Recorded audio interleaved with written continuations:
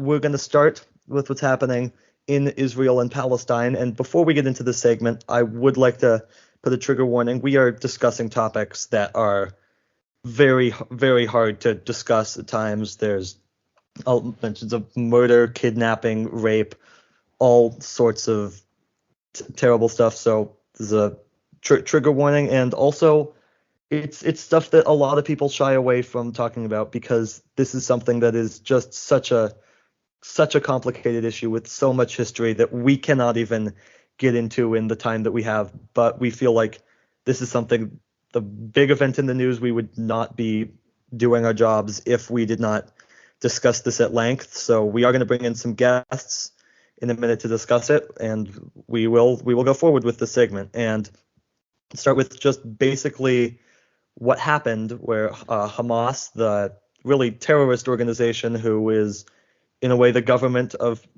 Palestine, has bombed the heck out of Israel and onto innocent Israeli civilians, and has killed a lot of people. And it's a lot darker than that, but we'll explain more as we bring our guests in here. Morris, who is a producer on this show, Zack, another producer on this show, and then Xander as well.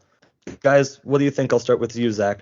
I think, well, obviously this is just a really terrible event. And I think in some ways it's one of the bigger terrorist attacks that we've seen in the last couple years. Hamas has taken over 100 hostages, some American, some of other countries, and mostly Israel, and they are threatening to execute them live on social media. And so that's if Israel continues its attacks, its counterattacks against Hamas. Right. And in many ways, now this might be somewhat wrong, but I would say that this level of a terrorist attack is somewhat unprovoked from Israel. I mean, of course, there's constant fighting in this region, but an attack of this scale was not expected by Israel, and there's also speculation that it could be backed by Iran. However, there's also question to how much Iran may have backed this. U.S. officials and Israeli officials are saying currently that it's likely that Iran had some sort of involvement in this, but unlikely or they're unsure on whether it was actually ordered by Iran or not.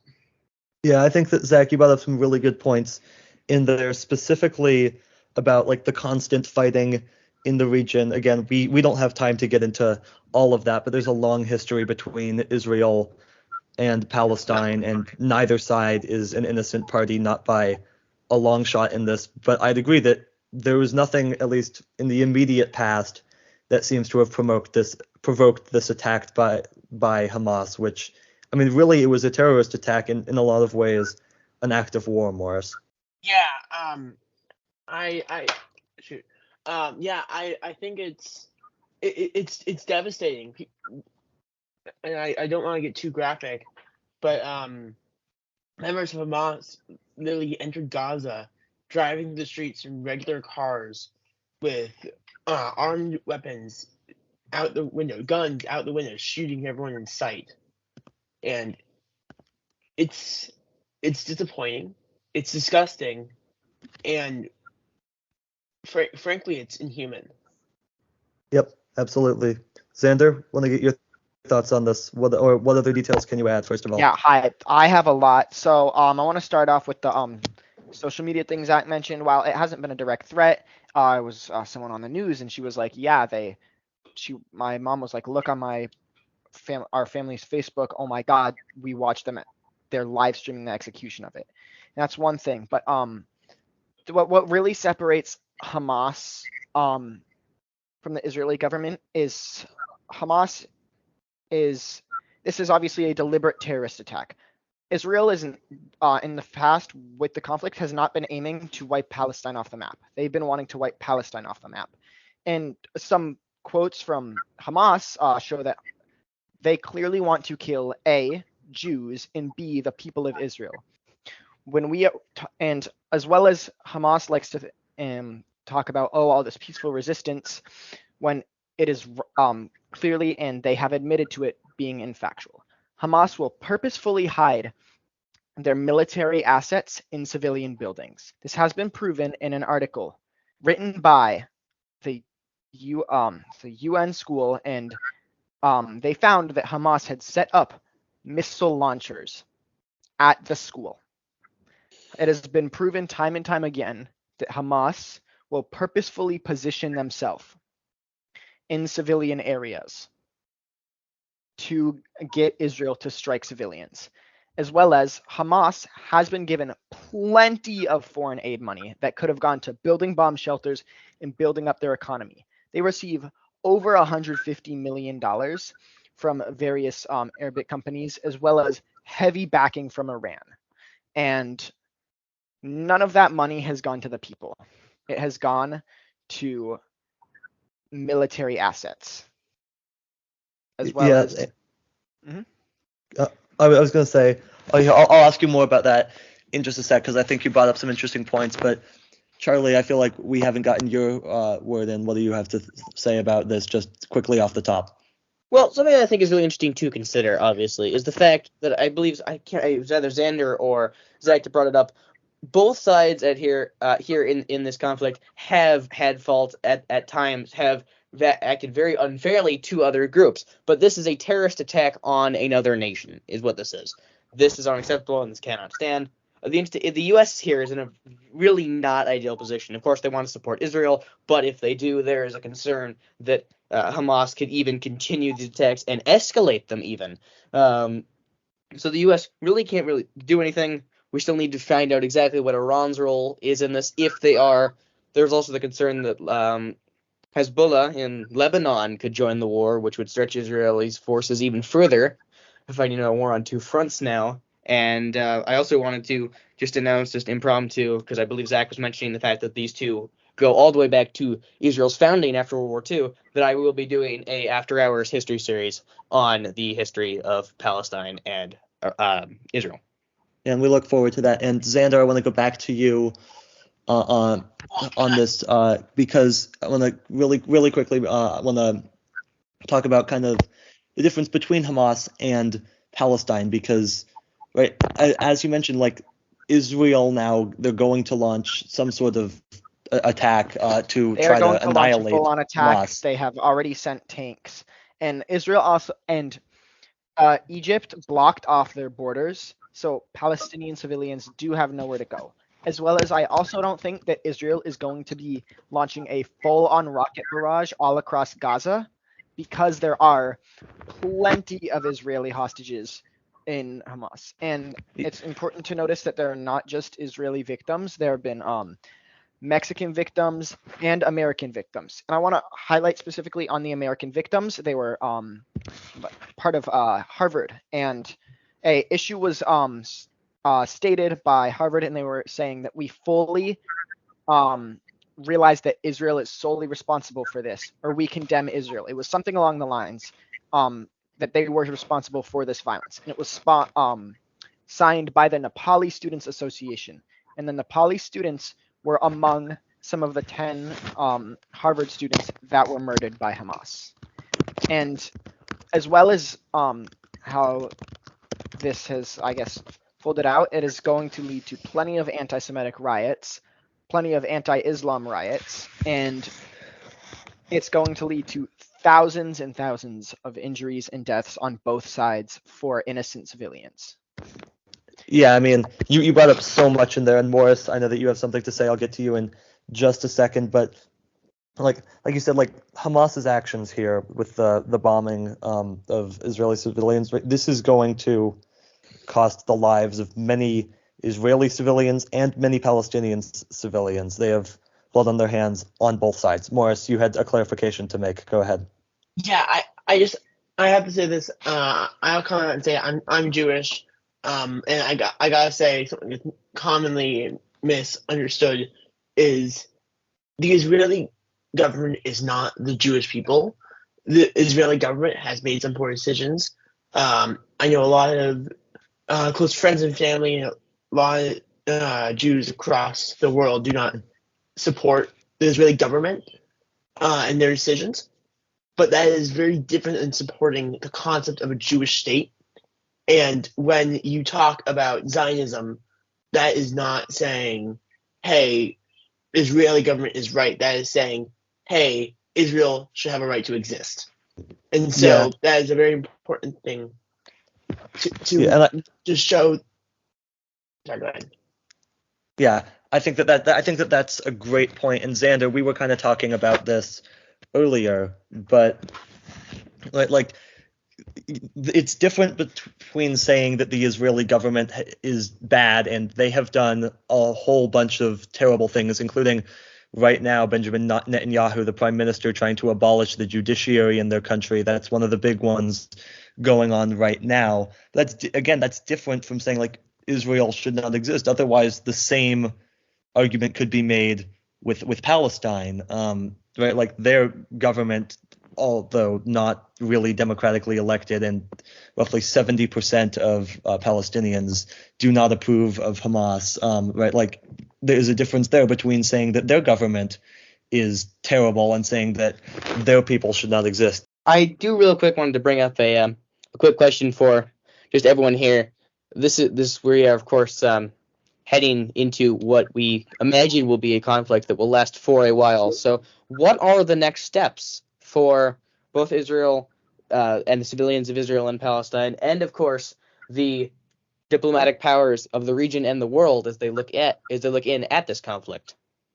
Yeah, and Zach, you haven't spoken in a few minutes, so I'll start with you on this. I just wanted to add a little bit of of course this is an awful event, but there is one piece of silver lining here, which is that for the first time, I believe, in history, Saudi Arabia played the Israeli national anthem in support for Israel, which is a huge step towards relations with Israel and Muslim countries. That is historic, and now I think that there's a lot of hate for Israel's president Benjamin Netanyahu.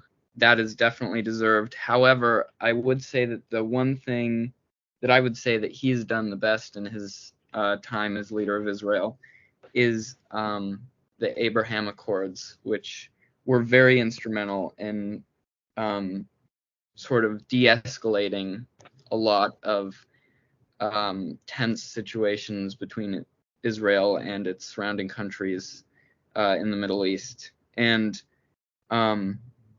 it's kind of showing at this moment right now, the work that he's done to bring together the Middle East, even though this is really an awful event in history. Absolutely, and I believe that the United States actually, I believe under President Trump, helped negotiate those. Actually, one of Jared Kushner's very few accomplishments while he was a senior advisor, though he was doing it for some less than great reasons. But hey, that doesn't matter if we accomplish the end goal, which we did. Xander, I want to go to you on that question about what is the proper response for Israel, because likely the places in Gaza that they're going to want to strike that will really hurt Hamas is strategically those places where it's going to hurt civilians, possibly kill a lot of Palestinian civilians. Yeah, obviously there isn't a good solution. Civilians are going to die on either side, and obviously it's not the right solution is if Israel pulls out, but that's going to do nothing, and it's just going to result in the deaths of more innocent civilians, and Hamas will continue to attack should Israel do that. And I also want to bring back another point really quickly. I'll go back to what I was saying right in a moment, but about the Jewish state, and it doesn't have to be Israel and the Jewish state. It is not just because Israel is the Jewish state does not mean that the Jews are responsible for this. because history has proven time and time again that we do need a Jewish state, that it is needed, and Yes. This amount of Jews has not been killed in a day since the Holocaust. Yep. But again, there isn't a clear solution, right? That At is least going not to a good end. one. There's not a good solution, and it's also, we now have, obviously, the U.S. is going to issue help. They're obviously going to provide planes. They're sending boats over, right? And it is not going to end well for Hamas or Palestine, and I can guarantee you a lot more Palestinian civilians are going to be slaughtered because of how Hamas is treating the situation. Yeah. Morris, what are your thoughts on this? Yeah, so I mean, Israel has declared war against Hamas. What I am now wondering is, what does this mean for places like Tel Aviv and Jerusalem, where they are close to the West Bank, and the real question is, what is the extent of damage that will occur from this? And I'm really worried about the next couple months, and I'm worried to see in my life what friends will say and what the overall general narrative will be. And I'm hoping that people will be defensive for Israel, but I'm afraid that people will defend Hamas, which would be disgusting. But people like rooting for what they think is the underdog, regardless if that's true or not. And I just can't get that in my mind. Yeah. There's a couple more points to get to, and I think that one of those is pro-Palestinian rallies. We'll get to that in a sec. But Charlie, one thing that I don't think that we've touched on really at all has been the fact that there were U.S. civilians who were taken hostage, even died. What are your thoughts on that and how that affects the entire landscape of things? Well, certainly, as we've seen from history, it's not a great idea to upset the U.S. So we will see if this could very well pull the U.S. Into more support for Israel, and if this continues, this may as well draw the U.S. in completely. And if that does, that could spark a far larger conflict. But as for now, the U.S. is sending military support to Israel, and as I said, this could lead to a increase in Hamas actions and an escalation of those actions, which, of course, would not be good for both Palestine and civilians, Israel, or the geopolitical world situation as a whole. You never want countries going to war with each other, because, of course, you have the situation in Ukraine. You have now this situation in the Middle East. It feels like the idea of the sort of political calmness is starting to warm up a little bit. We're no longer in a calm geopolitical situation anymore. Yeah. And Zach, what are your thoughts on this? I know that you have a lot of them. I just wanted to mention, I completely agree with you, Charlie, and to add on to that, this quite reminds me of 1979, the hostage crisis in Iran that happened, and this could be somewhat of a bad move by Hamas taking U.S. civilians, which in a weird sort of way may put a quicker end to this if the U.S. gets involved right away, which it's looking like the U.S. is maybe heading in that direction somewhat. And I also think that there's many complicated pieces to this. I think that Israel, as we've mentioned, all of us, is not the main aggressor in this situation, but how they respond is tough, because there are many innocent Palestinian people that live in these areas, and what to do when Hamas is putting these ammunitions and weaponry in places like schools, like you said, Xander. What to do in that scenario is a difficult thing, and I think the death count is going to be high no matter what. This may be one of the more bloody wars we've seen in the Middle East in a while. Yeah, I think that's fair, and I do want to move on to one other big topic on this, which is around the world right now. Been seeing a lot of pro-Palestinian rallies in response to this. There's been one at the Sydney Opera House.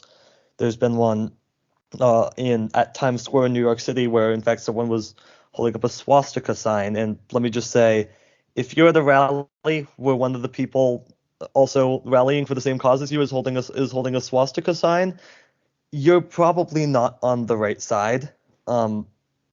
Whether or not you believe in what that person is saying, the fact that they're on your side is probably not a good thing. And I'm interested to get your thoughts on this, because personally I think that Palestinian protesters, they have a point, and also it's just not the right time to make it. And in fact, by making it now, by basically saying free Palestine at a time when Hamas is doing attacks like this, is in some ways kind of agreeing with Hamas, supporting Hamas. I'm interested to get your guys' thoughts on this, starting with Xander. Yeah, thank you. So especially is right now, Hamas is obviously Israel has not done great things to Hamas either, but stuff isn't eye to eye. It's not the civilians' fault, and the civilians shouldn't have to suffer for the consequences of their government. And there are children obviously being held hostage. There are children being killed, people having their doors just knocked on and being dragged out.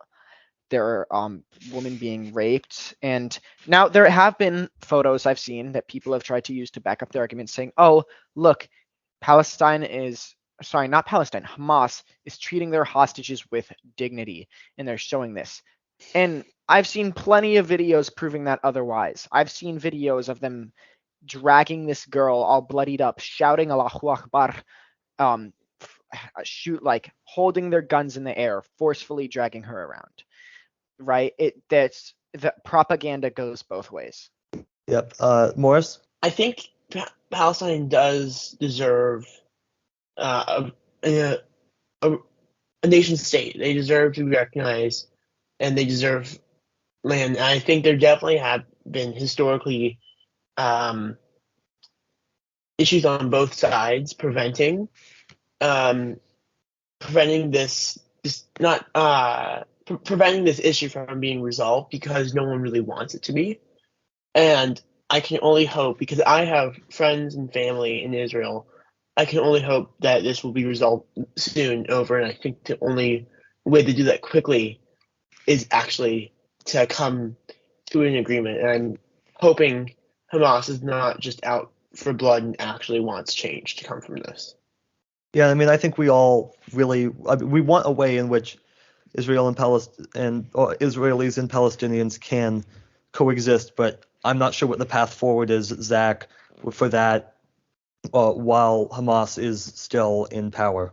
Yeah, and I think I wanted to clear up something, which is that we've been sort of referring to Hamas as the government of Palestine, and I think that's a little bit of a misrepresentation. I think, Hamas is just as much the government of Palestine that, like, Al-Qaeda was somewhat the government of Iraq at one point. Like,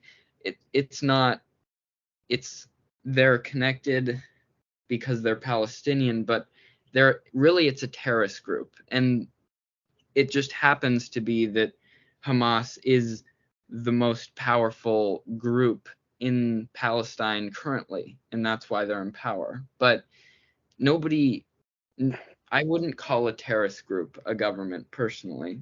It is similar to Afghanistan in that respect, where they have a kind of like pseudo government with the Taliban that doesn't represent the thoughts and ideas of the people, but they are the only ones who have the power to affect the decisions made. Exactly. And I also think that back to what you were saying, Colin, about the swastika thing, and just in general about protests supporting Palestine at this moment.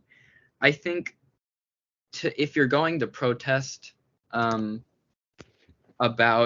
against Israel at this point, I feel like it dilutes your entire point because of the atrocities that are going on. And I would agree with you that there are some points that are very valid that can be made in protest against Israel's treatment of Palestinians in the past. However, at this moment, I feel like to protest against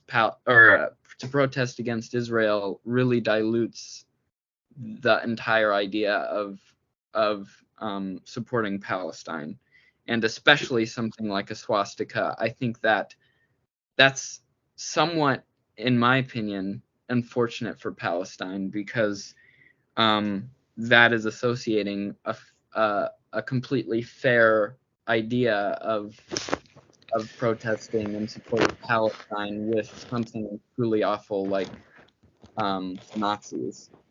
And I think that's just awful. Yeah.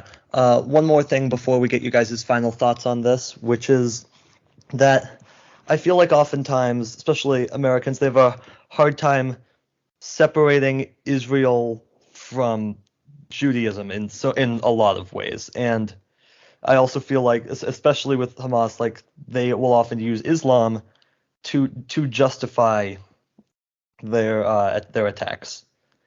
And I think that this can cause a lot of anti-Semitism, a lot of Islamophobia, and I will say that like that's not necessary, because you can look throughout history to like basically any religion and find examples of extremists who use that religion to justify their actions. I mean, slavery was in large part justified through Christianity, the Crusades, right? There's so many examples throughout history, and I don't think that it is fair to judge an entire religion based on the events happening here. What are you guys' final thoughts on this? Charlie, I'll start with you.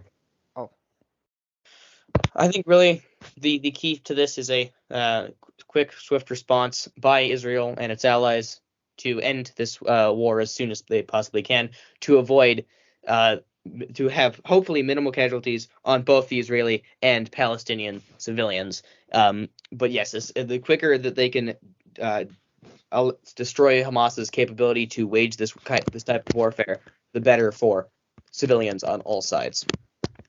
Absolutely. Xander? Yeah, I want to say that Hamas, that is not Islam. That is extremist Islam. Just as much as there is extremism in any other religion, it is a vocal minority. It is a vocal minority that is that overshadows the general population of Muslims. No one on any, like, no sane person, regardless of the religion, wants to massacre other religions. And it does paint this awful this awful idea on the majority. And I've seen plenty of posts saying, "Oh, terrorism has a religion." That religion is Islamic extremism and not Islam. And it is very important to separate the two.